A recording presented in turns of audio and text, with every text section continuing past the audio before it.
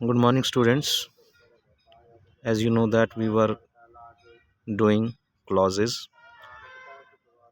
So again, we will start it. A clause is a group of words forming a part of a sentence. It contains a subject and predicate of its own. So clause की definition क्या है? Group of words है और ये एक sentence का part जो है फॉर्म करता है, मीन्स बनाता है, और इसके अंदर सब्जेक्ट और प्रेडिकेट इसके खुद के होते हैं. एग्जाम्पल अगर देखें, he told me that he was not coming that day. So in this sentence, he told me that is used as a conjunction or subordinate clause. He was not coming that day. So types of clauses we will talk later. The above sentences can be broken into two parts. तो ये जो sentence है दो हिस्सों में बांटा गया है, और आपको पता ही है कि जिसमें कंजक्शन यूज़ होती है तो कंजक्शन का काम क्या होता है, दो सेंटेंसेस को जोड़ना. Each part of the sentence contains a subject and a predicate of its own. तो हर एक सेंटेंस के अंदर उसका एक सब्जेक्ट है और प्रेडिकेट है. There are two parts of the sentence, hence there are two clauses. तो इसमें पार्ट्स भी दो हैं और क्लॉजेस भी दो हैं. The clause he told me makes a good sense by itself and makes a complete sense.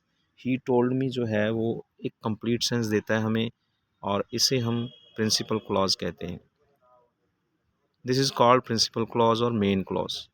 The clause that he was not coming that day does not make a complete sense.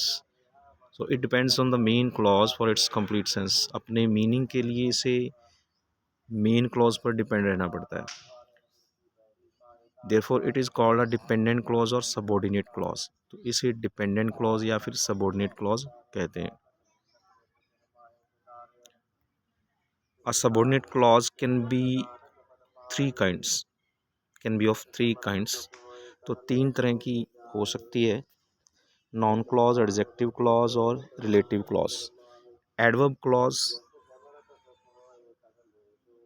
Noun clause is one which does the work of a noun in relation to some words in the main clause. A noun clause can be used as follows. तो noun clause के अंदर क्या होता है? which does the work of a noun. noun का काम करती है in relation to some words. कुछ words यूज़ किए जाते हैं इसके अंदर in the main clause, और main clause के अंदर कुछ रिलेशन टू सम वर्ड्स, मतलब उसके संबंध में. यानी मेन क्लॉज में जो भी सब्जेक्ट वर्ब यूज़ होता है उसके बाद नाउन क्लॉज यूज़ हो रहा है. A noun clause can be use as follows. तो कैसे यूज़ होता है वो हम बात करेंगे. तो object to a verb, he asked me how I would go there.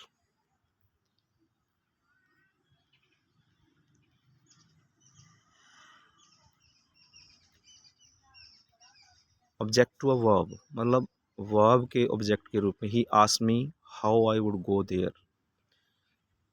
तो वर्ब कौन सी? Asked me how I would go there. तो हाउ कंजक्शन के रूप में यूज़ हुआ है. Subject to a verb, how she came here is not known to मी.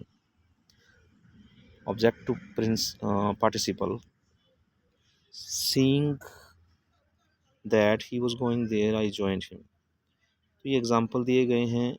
मतलब नाउन क्लोज किस तरीके से यूज़ होता है, वो ऑब्जेक्ट वर्ब के ऑब्जेक्ट के रूप में होता है और वर्ब के सब्जेक्ट के रूप में होता है. जैसे how she came here is, यानी ये पूरा जो है हाउ शी केम हियर, ये पूरा सब्जेक्ट का काम कर रहा है. Is not known to me, how I would go there, तो ये ऑब्जेक्ट है. आस्क्ड मी हाउ, क्या पूछा गया है मुझसे, how I would go there, तो ये पूरा ऑब्जेक्ट का काम कर रहा है. Object to participle, seeing that. देखो सीइंग इज़ पार्टिसिपल है, तो वो that he was going there, तो जो डार्क वर्ड्स हैं वो नाउन क्लोज है, I join him. Object to an infinitive, I was shock to hear infinitive है, दैट ही हैड फेल्ड। तो टू हियर के ऑब्जेक्ट के रूप में है।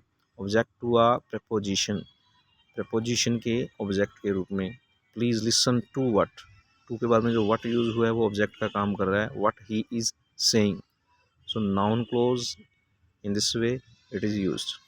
एडजेक्टिव और रिलेटिव क्लोज, जैसे कि आपको पता है कि एडजेक्टिव मीन विशेषण, सो नाउन की विशेषता बताना, उसे रिलेटिव क्लॉज भी हम कह सकते हैं। Subordinate adjective clause is that clause which qualifies a noun और प्रोनाउन, नाउन को और प्रोनाउन को क्वालिफाई करता है।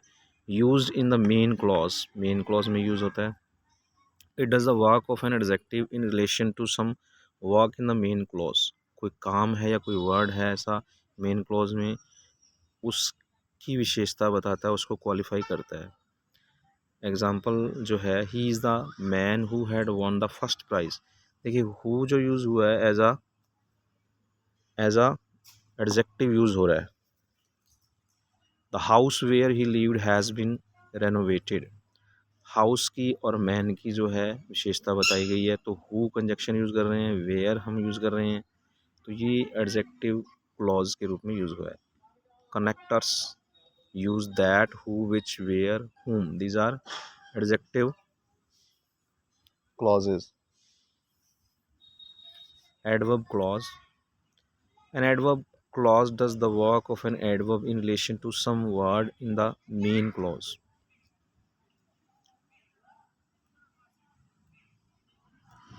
तो main clause work of an adverb in relation to some word, main clause में जो वर्ड्स आते हैं उनकी ये विशेषता बताता है। It is use in following conditions with the following connectors. तो कनेक्टर्स मीन्स कंजक्शंस जो इसमें यूज़ होती हैं। Adverb clause of time, time के लिए व्हेन, व्हेनेवर, ये दोनों कंजक्शन है। When the cat is away the mice will play, I will go whenever he calls. तो व्हेन और व्हेनेवर दोनों कंजक्शन है, टाइम के लिए यूज़ हो रहे हैं ये।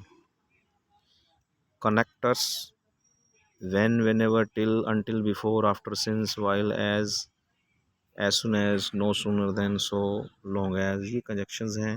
although, so that, और भी हैं, still है। so these will be in subordinate clause and these make complex sentence बनाते हैं। adverb clause of place, place के लिए where, wherever, I shall go where he goes, wherever you go I shall find you। तो ये adverb clause, adverb का पता है आपको कि वो क्या करती है, वर्ब की विशेषता बताती है। Adverb clause of purpose, he works hard so that he may pass, so that conjunction use हुआ है। Walk carefully lest you should fall. Next क्या है, connectors that, so that, lest, in order that, ये conjunctions हैं, connectors हैं।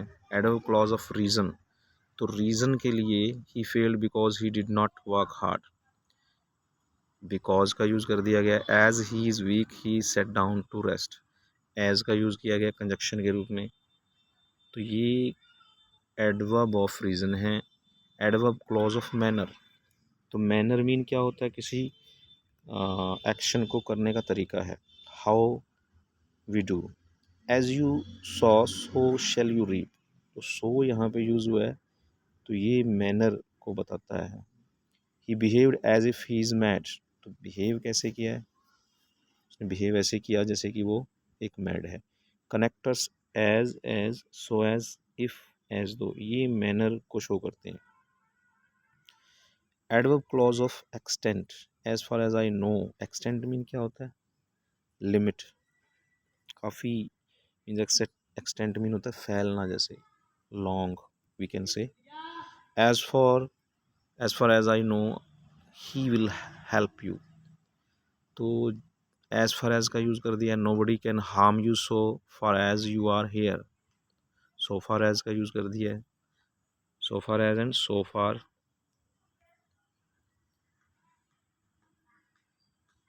As far as और so far as.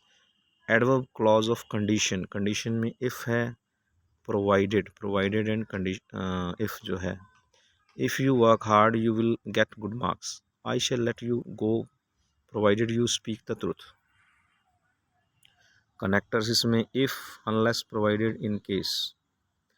Adverb clause of result और effect, he so poor that means result क्या है उसका, सो दैट का यूज़ हो रहा है, सो पुअर, सो के साथ में एडजेक्टिव यूज़ हो रहा है, so poor that he can not buy the books. He did not work hard so he failed, so का यूज़ हुआ है, रिजल्ट हमें क्या मिल रहा है, वर्क हार्ड नहीं किया तो उसका रिजल्ट क्या हुआ, फेल हो गया वो।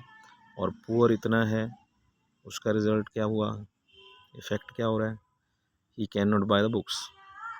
Adverb clause of comparison, he is not as tall as Ram is, as का यूज़ किया जा रहा है यहाँ पे कंपैरिजन के लिए। She is more beautiful than Sita, तो देन का यूज़ किया गया कंपैरिजन के लिए। कनेक्टर्स एज और than. Adverb clause of contrast, although it was raining I went there, देखो कॉन्ट्रास्ट मीन होता है अपोजिट, कोई काम ऐसा एक्शन जिसकी बजाय हम उसको कर दें, जैसे कि बरसात हो रही थी, बरसात होने के बावजूद भी वो वहाँ गया। She she will not pass even if she works hard, तो उसने मेहनत भी की और वो पास भी नहीं हुई, तो मतलब कॉन्ट्रास्ट उसका उल्टा हो गया।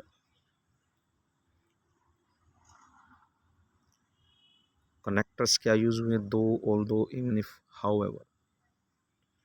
Okay students, I think everything is clear, so thanks and have a nice day.